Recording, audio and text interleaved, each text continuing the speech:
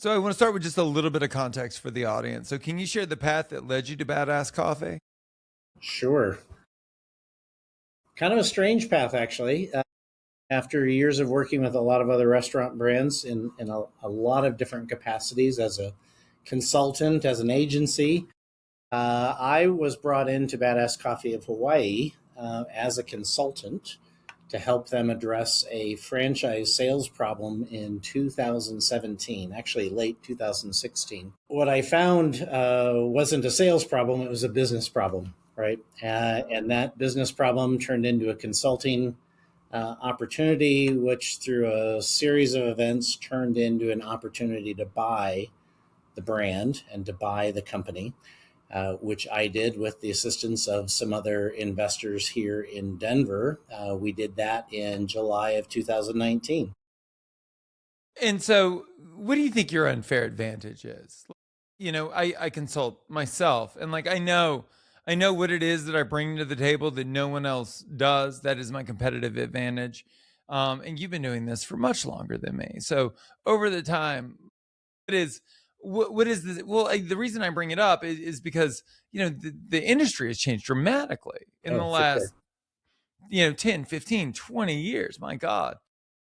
And so what has been your competitive advantage that has kept you on top over all these years with all of these changes in the industry? Well, first off, you're 1,000% correct. The industry has changed, and how the relationships we form with our customers, the means in which we do that. I'm old enough to remember the transition into digital, into websites, and creating this new place for customers to go.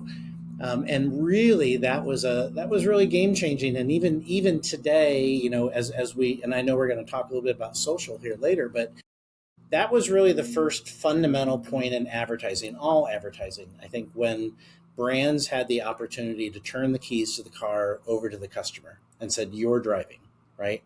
We're passengers, right? It's our car, but we're passengers in our car." And I think that was a huge transformation in all of advertising. So what has been, what's the one consistent through all of that? I believe that any brand that is relevant, right, has at least, we hope there's at least one unique and ownable truth, right? One thing that only that brand can say about that brand, right?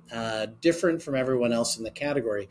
And so in the years that I've spent as a consultant, as a strategic growth officer for digital agencies, working with restaurant brands, that's always where I go back to, right? What is your one unique and ownable truth? I mean, there can only be one Coca-Cola, right? You could, a strategy could be, I want to be Coca-Cola in every respect except for actually being Coca-Cola, and in that space that could be a viable strategy, but in most cases it's not. So what's that unique and ownable truth that only you can say about that brand? And then lean into that, right? How do you build a brand? How do you build a business based on that one unique ownable truth? If you don't have that, right? And I always look at the three legs of the stool, right? There's the brand, there's the product, and then there's the infrastructure. And the infrastructure is the people, the process, the systems, the technology, the innovation, the creativity, excellence. But boy, if that brand isn't the source of that unique and ownable truth, or the product itself isn't the source of that unique and ownable truth, you may be dead where you stand. So what I would say, the one consistent thing that I've had through my entire career is really zoning in with clients, with my own brands, but with the clients that I've worked with, is to identify that one. And if you've got more than one, man, that's a bonus, right? And that's what I fell in love with Badass Coffee, because there's a handful of unique and ownable truths that really not just give this brand a chance, but really do have a great story to tell. I think the struggle with most brand and most marketing, and it's where this is the area I tend to sit in, is that most of it is masturbatory, most of it is performative. It's brand for brand's sake, right? And people are going to spend a lot more time talking about topography than they are like becoming a category of one. And so when you're talking about brand, when you're talking about like this ownable thing, the way that I would translate that, and I just want to know if this resonates with you, It's all of these subconscious questions that are like really hard to answer, that I think everyone that engages with your business is asking themselves on either a conscious or subconscious level. Brand is really, does the world even need another coffee company? Right? And your ability to answer that question is your brand, is it not? It is. It is. Um, Creating something that fulfills an unspoken need, but a need, consumer need. And again, that can be the hospitality experience. It can be the quality of the product. It can be it can be something that an individual relates with on an emotional level, on a personal level, on a past history level. And so your ability to, number one, identify that, but then number two, to really lean into that, creates that opportunity to say, oh my gosh, I had no idea that I couldn't live my life another day without this product or this brand or this experience in my life. And again, I keep fast forwarding to Badass Coffee because I've never seen a brand like this before, to where, that this brand really does have that opportunity to forge those relationships that go beyond a great price, or I'm air quoting, a great product, right? I mean, there's more to the product than the great product. But that's really special. And it. I mean, in your restaurants, when you have that unique connection with consumers, to where they don't know how they survived prior to that first experience, that's a beautiful thing. But it's, you used a word that I worry is like poison in our industry, which is great, right? Because I think that like great restaurants with great food and great beverage, they go out of business every single day. And it's not because they didn't have great service, they had great service too. To your point, like you keep going back to the same thing, which is it has to be ownable. And then on top of that, it has to be explicit, And right? authentic. It's, yeah, absolutely. And it's, you can't assume that people are going to get it, right? Like it's, I think what most of us want to do is we want to do an amazing thing, and then we want to sit back and have people recognize and appreciate this amazing thing without it being explicit. And so I think all of this takes us to Badass Coffee, right? Because I think that you've done that. And I think that we can use that as an illustration for how we build brands. They can be generational brands that differentiate themselves, that explain difficult questions like, why is this coffee better than other coffees? Why did the world need another coffee concept in a world full of coffee concepts? Right. So I want to start with the report card. So you come in as a consultant with no love for the brand, right? Just curiosity, which is how we approach every account. And so you walk in with curiosity and you start looking at all of the boxes, right? You're taking inventory of the strengths and the weaknesses of both the brand and the company. Where do you look first, and what did you see when you looked? Again, I look at the three legs of the stool, right? First leg Which of the one do you stool, start with? I start with the brand itself, which probably should start with the product, but in my case, I start with the brand itself. Is the brand memorable, for good or bad? Honestly, is it a disruptive brand? Is the name not just catchy, but is it memorable? Does it invoke some sort of emotion? Do the graphics match the name? Is it just clever marketing, or is there something behind that? Right? Is it disruptive? Is it complex? Is it lighthearted? Is it naughty? Is it, all those things? Whatever it is that makes that makes that brand memorable, right? If I saw it one time and I didn't see it again for 30 days and someone brought it up, would I know what they were talking about? And what I very quickly learned in the first 2 or 3 weeks of working with this brand was this incredible brand awareness. At the time that I came on board, they had 21, I'm going to call them outlets because they weren't all stores. Some were coffee carts, some were food trucks. And that number continued to dwindle during the initial time that I was there before we acquired it. But so when I went out into the market and started to do, kind of brand awareness research, what I found was staggering. The brand had a brand recall value that I would say in my career would be more akin to a brand with 150 to to 200 locations. People would say, "Oh my gosh, I love that brand. I love Badass Coffee." I'm like, "Oh, great. Tell me, when were you there last?" "Oh, geez, 15 years ago." Yeah, right. My wife and I got married in Maui, or we went to my grandparents in Florida, or my son or daughter was in the military in Virginia Beach. So they knew the name, they remembered the name. And then what would always follow was, uh, I saw the name, it begged us to go into the store. And then I had the coffee. Oh my gosh, best coffee I've ever had, Sure would like to have some of that again, which for me was always followed by, there is a website, right, where you can where you can buy the Right. coffee. But anyway, so the name first and foremost, the brand is the brand relevant? Is it memorable? Second part then is the product.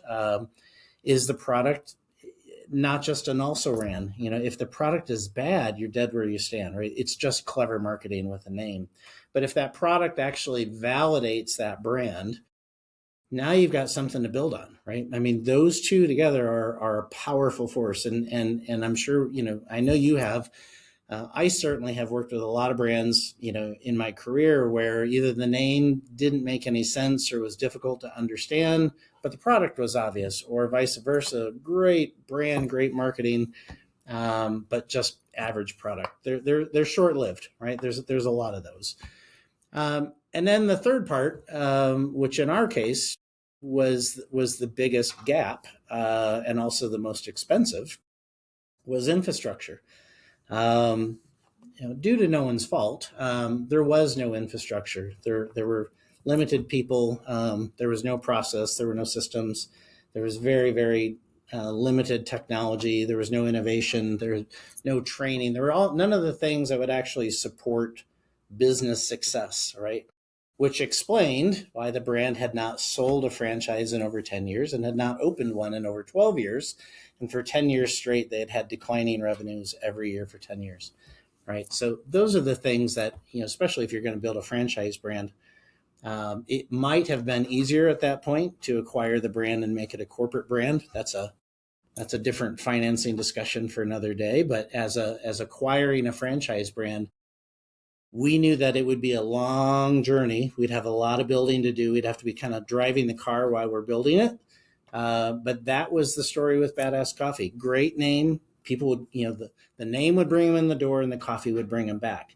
Now let's build an infrastructure so that the folks that are actually delivering on that promise can be successful, right? And so when you're starting like that and you're building a brand from scratch, we had a blank canvas. When everything's a priority, how do you prioritize the priorities, right? And in our Yes. case, we chose the franchises and said, if we can, choosing between A and B, if B has a bigger impact on the franchisees first, let's do that. Not only will it help them, but it will build trust. And building trust will pave the way for a lot of change that's coming after that to really build the hospitality brand that we've built today. So when I'm exposed to a brand and they've been in market for a long time, there seems to be positive sentiment, and they're struggling with growth and or declining sales, typically both. Mm-hmm. Um, I think one of the first things you have to dig into is this a new customer acquisition issue? Is that what's diminished? Or is this a frequency issue, right? Are we not delivering on the promise? Are we not staying front of mind? When you dug into Badass Coffee, was it one, the other, or both? It was both, and I think it was just relevance, right? The brand was in a slow death spiral. I would say at the time that I came in as a consultant, I would have given them, 2 to 3 years max. They were dropping off franchisees every year. The stores had never been supported in a way, the franchisees had never been supported in a way where there was consistency from location to location. So there was no national menu. There was no national interpretation of the brand, but from a marketing standpoint, no one had ever given them the tools or the support to bring in new customers, right? And as a franchise brand, I would dare to say that it actually was only, kind of a shell of a franchise brand. If I went into a store in this part of California, then I went into a store in this part of Florida, They were very, very different experiences. It would be difficult outside of the name on the door. It'd be difficult to say that I was in the same place. So I think for the approach that we took was a very deliberate one, and it was about building an identity again. What does that logo mean? What does that name mean? What's behind that, right? How do you introduce that to a new audience while kind of flaming the flames, Sure. fanning the flames of love and affection for the folks that had an experience with the brand in the prior 24 years. This brand started in 1989. Started franchising in the late 90s. So from call it 1998 until 2019, it was kind of all over the place. So we chose a route using social, right? And the deliberate strategy was reintroduce this brand, put a personality to the brand, create a new following. The following, converts into advocates of the brand. Advocates of the brand eventually want to try product because at that time you only had 18 locations around the country. So it wasn't accessible. So that's where e-com came in. So put product, liquid on lips, put the product in the hands of the people you want to buy and to follow your brand. And then, kind of like the old Revlon, commercial, they'll tell two friends and they'll tell two friends and so on and so on and so on. And eventually that sort of advocacy and support and, kind of being on the bleeding edge of the next new thing turns into demands of, oh my gosh, you guys have stores. When are you going to build a store in my hometown? Which is then what fans the fuels of franchise sales. So that's really how we started those building blocks. But social was the biggest piece of that. And it was really defining what is our story?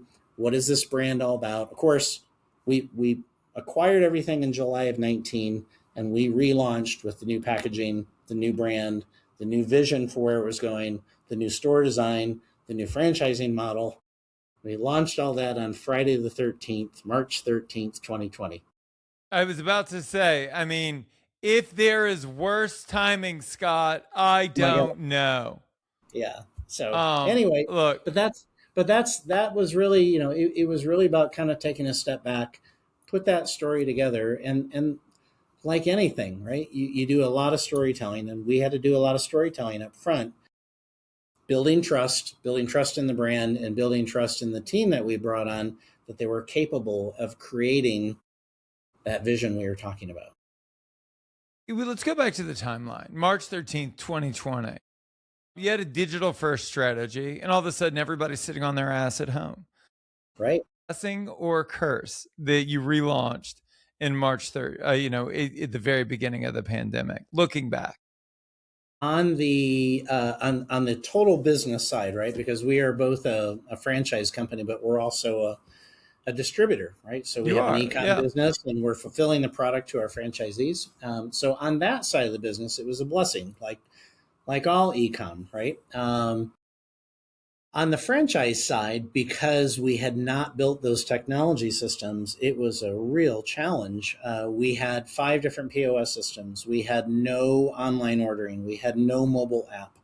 And so we very quickly turned into kind of crisis mode, creating QR code solutions on sandwich boards out in front of the stores.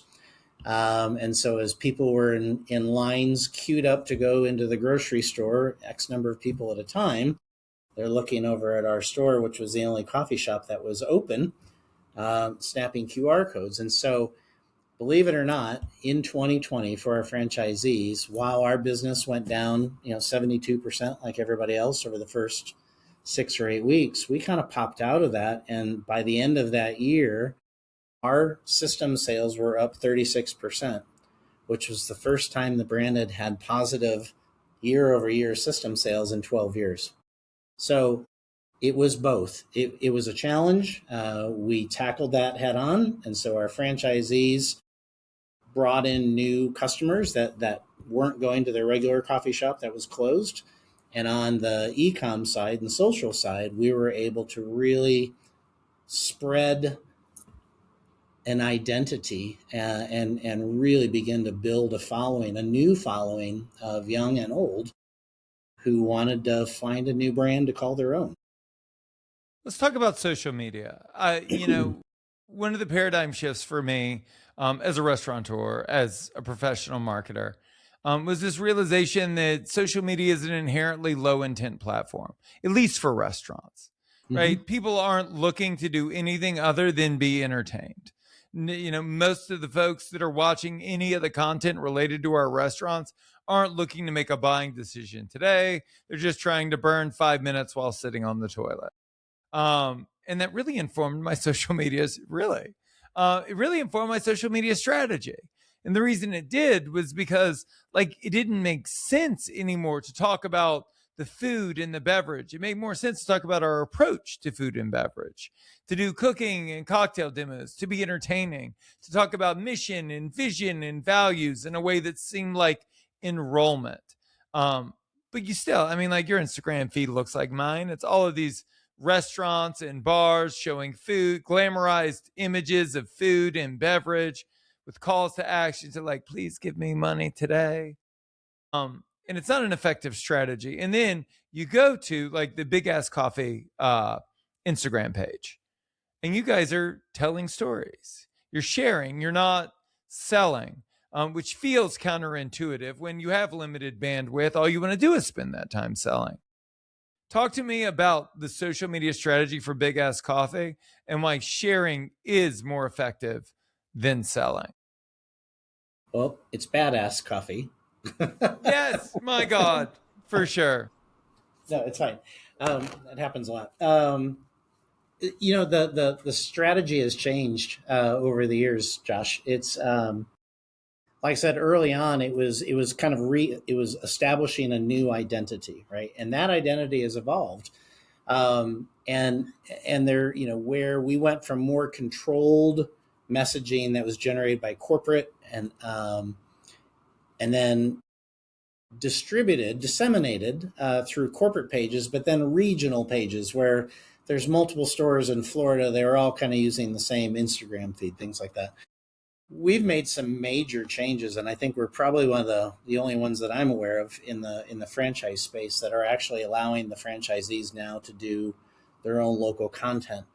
That has been a game changer. There's been a lot of training and a lot of tools involved in getting them to that point. And there's always a few that we got to kind of reel back in a little bit, but knock on wood, they've been great about it. And what I would tell you to answer your question is, early on, it was messaging and storytelling about the brand, because it is such a great story, and it's beyond coffee, right?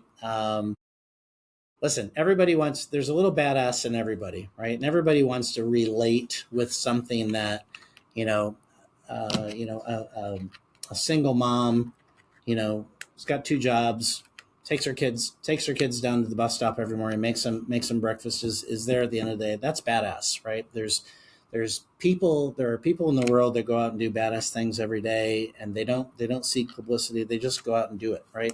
And I think that that's part of the story that we tap into. Is you don't need to be riding a Harley, and you don't need to be you don't need to be on WWE or something to be a badass. Being a badass is just being a really good person and being kind and caring and empathetic and generous and all those things that the world needs more of. And so our storytelling started that way around what is a badass. And now the franchisees are doing it themselves because they're such an important part of their community, right? And that's where those communities really shine. And why that's effective and why that goes beyond what's on the menu or even what's on the name is it creates a place of belonging, and it creates it enhances the identity of the customer. They relate with that. They feel at home there. They want to bring other people there. And that's where social has become. Social is about being a badass. There's a our donkey is winking. If you've seen the logo, he's winking, right? And donkeys are very smart, very mischievous animals, and there's a wink of fun there. And so we have fun with that. It's a brand that you can be playful with, but it's got a great meaning, and we want to model that in the behavior and the relationship we have with our customers. And the ultimate goal is that the customers take that behavior and they take that out into the world, and they rinse and repeat, right? So that's what social has done. It's much more of a storytelling, creates creates a draw to the environment, and I think that's what we've done very well. With the aspiration to build a national or an international brand, did the name give you pause? I mean, I'm not a prude. I'll drink coffee anywhere. But like, did you envision like the bowels of Utah, right? And like, could you build a badass coffee there? And would they be as receptive with a name that directly references like a body part in a pseudo suggestive, potentially lewd way? Well, You know, I would assume you at ironically, least Josh. thought about it, Yeah, oh yeah, oh yeah, yeah. Ironically, Josh, when the owners of this brand that we acquired it from were in Salt Lake City, Oh, so there we go. the brand was headquartered in Salt Lake City. My God. Yeah, so yeah, and actually, when I came on, and this was actually a really great kind of moment of truth for me.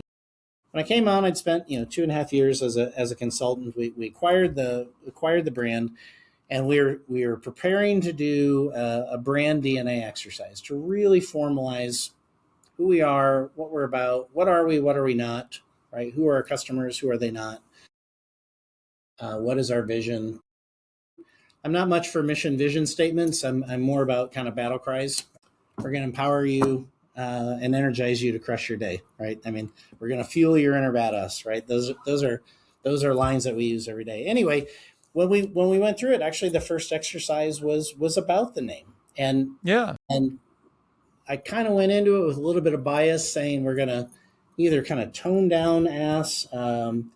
And in the end, when you understand the story of the donkeys and the role that they played in growing coffee in Hawaii back in the early 1800s, and why they were called asses and not donkeys, and I mean, there's a great story there, and it's why today not only did we decide to stick with badass, but we put Jack right there in the middle. We put the donkey head right in the middle, so there was no mistaking that we're talking about Jack, Jack Ass, Jack the donkey. That story is on the back of every cup. It's on the back of every box of K cups. It's on the back of every bag of beans. It's the biggest thing you see when you walk in the store. And when we run into that issue, right, whether it's a landlord or whatever, it's usually because they haven't taken the time to understand that this is really more about community. There's a big story behind it, and it goes all the way back, right? My favorite line is that there's the word ass appears in the King James Bible 76 times, but you won't find the word donkey anywhere, right? So we go all the way back. But yeah, we did reconsider it, and the more we got into the brand DNA, the points of difference, and the archetypes and the character of that donkey, we went in, we leaned in 100%. So it's Well, there usually about seems to be education. resonance. There It seems does. to be resonance. Merchandise is running over 6% of system wide sales, Actually, it's over right? 15%. Oh my God. So these statistics are old. Yeah, it said in your top third of the system was over 11%. That's incredible. Yeah, yeah. So in the average coffee shop, and these numbers may be a little wide. Merchandise, which is usually retail beans and maybe a few coffee mugs and things like that, generally runs between 1% and 5%. Our average across our system is 15%, and that's almost evenly split between retail coffee beans and Hmm. then hats and T-shirts and mugs and coffee scoops and coffee containers. I mean, anything that someone can wear that says that I'm a badass, right? The cup that they can put on their desk that says badass, right? Again, there's something in there. And that's the greatest form of advertising for a Oh my brand God. Yeah. in our tourist stores, in our destination locations. that percentage of merchandise can be as high as 30 to 35%. So it not only differentiates us from a business model standpoint, because that is a distinctly different revenue stream from beverage and food, but it's one of those unique and ownable truths. And I'm not going to name any coffee shops by name, but you think of the top brands that we know and love, right? That we all support. You just don't see someone walking down the street with a T-shirt, with the mermaid on it. You just don't see that unless the person actually works there. But you'll see people walking through airports with a badass coffee hat on or T-shirt, and whenever I wear one, I always get stopped. Oh my gosh, I love that brand. Got stopped twice on a plane last week before I even got off. Right, so there's something about that. People identify with it. It defines them to a degree, and they're proud to show that. They want everybody to know that, deep down there's a little badass in everybody. You got that thing, Scott, that PT Barnum thing, right? Like that you know what I mean, and I mean it with a ton of affection. That's you're a beautiful brand advocate. And I would assume that there were, and you tell me if I'm wrong, that like when you entered the equation, especially like when you bought the company, you come in with all of this vigor and all of this enthusiasm into a brand that I would assume most franchisees have been slugging it out on for decades on their own, and they probably lack that enthusiasm. There are a bunch of people listening now that have line level employees and managers that are struggling in these middling businesses, and the founders see the potential, right? But it's very hard to make an average line level employee see a future that isn't laid out in front of them. There's this beautiful quote from Carlos Santana. I heard it when I was in my early 20s, and it has carried me through to almost 50. It's there's nothing in the world more contagious than enthusiasm. And I would ask you, with all of the enthusiasm that you seem to have, how were you able to galvanize? I mean, especially, right, with this big rollout into a global pandemic, how were you able to gain enthusiasm and buy-in from franchisees who were, I would assume, not prepared for the pandemic and already exhausted and probably demotivated? They thought they were buying a business in a box, right? And they bought a job. What did that work look like on your side?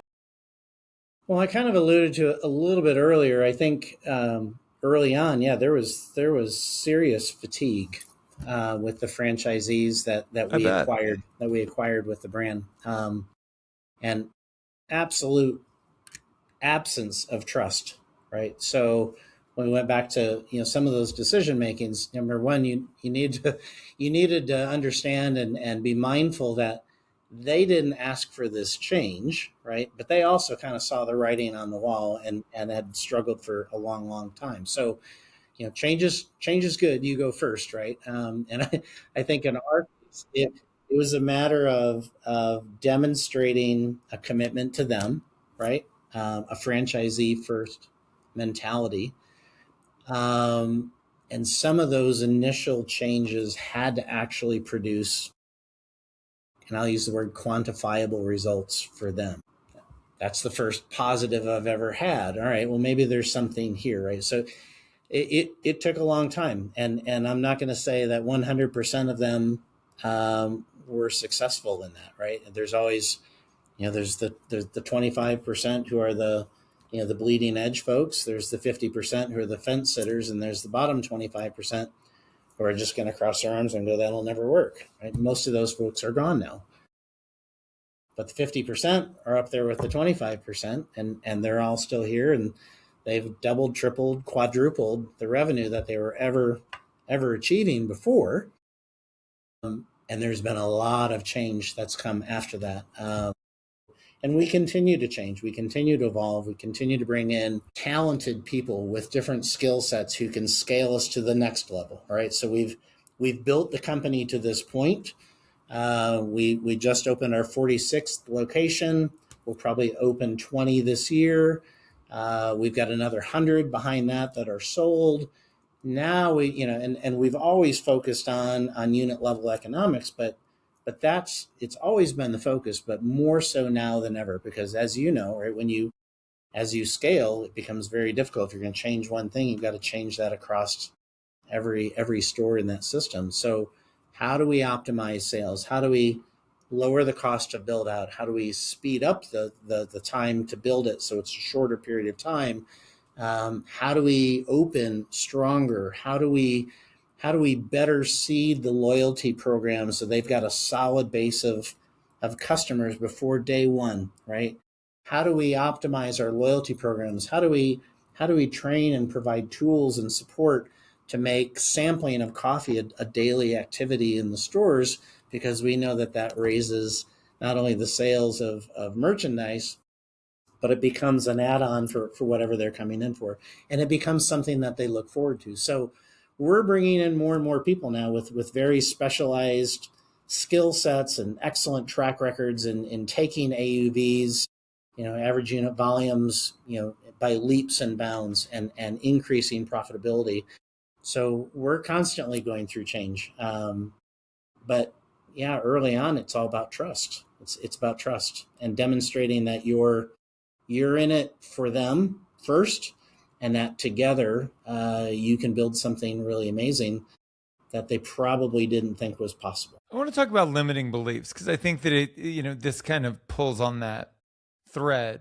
I can remember a couple of years ago, I ended up working with a multi-unit coffee company based out of South Carolina.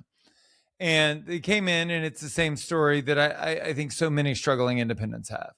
They said, well, like it's the economy's not doing well. It's all of these economic pressures, right? They're depressing our sales. It's hurting business. People are out less. And like I sat across from them, and I was like, you sell a cup of coffee for $5. Like, you're okay. Like, somebody could lose their job today and still get a cup of coffee with you. I think in the industry, what we try and do is we try and explain all of the struggles within our business by externalizing them. When the reality is, and I think you're a beautiful example of that, like you serve a superfluous product, right? Like 100% of the people that shop with you, they patronize your coffee shops, 100% of them have coffee at their house, right? Mm-hmm. Maybe that's your coffee. So Hope it's so. not like it, right? It's not a need though, Scott, right? Because again, they have access to it at home. So you are offsetting all of these limiting beliefs through increasing AUVs, right? Scaling per customer average spend, scaling number of locations, right? While the Strait of Hormuz is closed and oil is at record high prices and inflation has been just gangbusters for years now. They're external pressures. They might influence your business, but they don't have to impact it long term. Talk to me about how you've managed those limiting beliefs and how you've been able to overcome them. Great question. You mentioned a lot of a lot of things that we hear every day, all right? And there's been something different, right? 5 years ago it was COVID, and then Sure. the last 3 years it's been the global cost of coffee has tripled, right? From what we were buying it for in 2020. All those are very real, right? But you kind of look around and everyone's raising their price, right? You've got to. I think one of the hardest lessons for restaurant owners of any type is, I just can't, I can't raise my price. I'm going to lose my customers. Well, everyone else is raising their prices too. And I'm not saying it's always about raising the price, but you can't put yourself out of business by trying to protect the business that you have. I mean, you just can't do that at a loss. I think during COVID, I think the three big winners were pizza, coffee, and third-party delivery. Never in my life would I have thought we'd be delivering lattes through Uber Eats or DoorDash. Sure. But that changed the perception. And so I think I don't think that there's any industry that's 100% recession proof, but I think coffee is one of the ones that's really recession resistant, right? You'll cut out a lot of things out of your daily life. You might not take the family vacation, or you may not have the annual Friday night family dinner or whatever, right? Go to the concert. but I'll be damned if I'm gonna sacrifice my coffee on the way to work, my coffee and my breakfast sandwich on the way to work. It is a discretionary luxury, right? It's an affordable luxury that allows me to maintain my sanity in a world of craziness. For our stores, though, I think it becomes a matter of it was a great opportunity to really communicate the importance of knowing your numbers, right? We are absolutely 100%, and I think all restaurants are in a nickel and dime business. Throwing away that little half a cup of milk, right? Because I poured too much in the pitcher before I steamed it. Every one of those little half a cups start adding up. Next thing you know, you're trying to figure out why you've got 10 gallons of milk waste per day. Milk's not cheap, right? Those are real numbers. And so I think what it does is, you've got to kind of turn the dialogue around and talk about not all the things that are impacting you, but what are you going to do about it? How are you going to be better at operating your business? And it requires you to know your numbers. You've got to know, you got to run your labor. You can't just have these floats where labor is going over. You've got too many people for a short period of time. You got to schedule it like you know it, right? And there's that delicate balance between having enough people to maintain, throughput through the store, but also enough to maintain great customer service, right? And you don't want to go over that, and you don't want to go under that. Inventory management, waste, all those things that that you need to look at. Those are ways that you combat that. And then be honest with your pricing. You have a business model that is geared towards specific margins on specific products and on products as a category. You've got to maintain those. Otherwise, you won't survive those peaks and valleys. Take it when you can, and maintain your numbers, maintain your model at all times. And so we've used what we've learned, and as our systems, which have not been 100%, until the last year or two, in terms of our own tech stack and our own ability to provide the tools for our franchisees to know the numbers. We've used the last 5 years as an ongoing opportunity for conversation about, do you really know your numbers, right? And if you don't, let's work together so that you can understand them. Now you've got different levers and to pull and different buttons to push as those economic pressures persist. What should we steal from you? What are the tactics, the tools, the strategies that have served you well? As both a leader in this organization, but also as you've served so many organizations over the years, that we could steal and we could internalize to live better lives and run better businesses? I'm going to go back to the very first thing that I said, right? Know what it is that sets you apart from everybody else. And it has to be unique, and it has to be something that only you can own.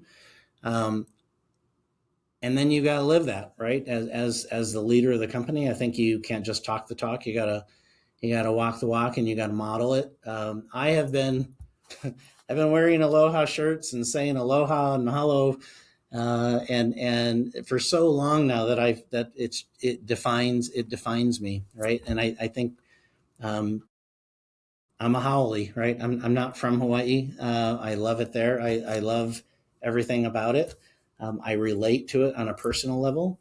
But what I think what you steal from this conversation is, know who you are, and lean into that, model that, hire people that are going to model that, right? It only takes one bad employee to set off a chain of events that you don't want to deal with. But really lean into that. And if you don't have that, you might want to question what you're doing, and you might want to take a step back and reposition what it is you're doing and why you're in that market. But I would say go all in, identify that one unique and ownable truth, and lean into it with all your heart and live it every day.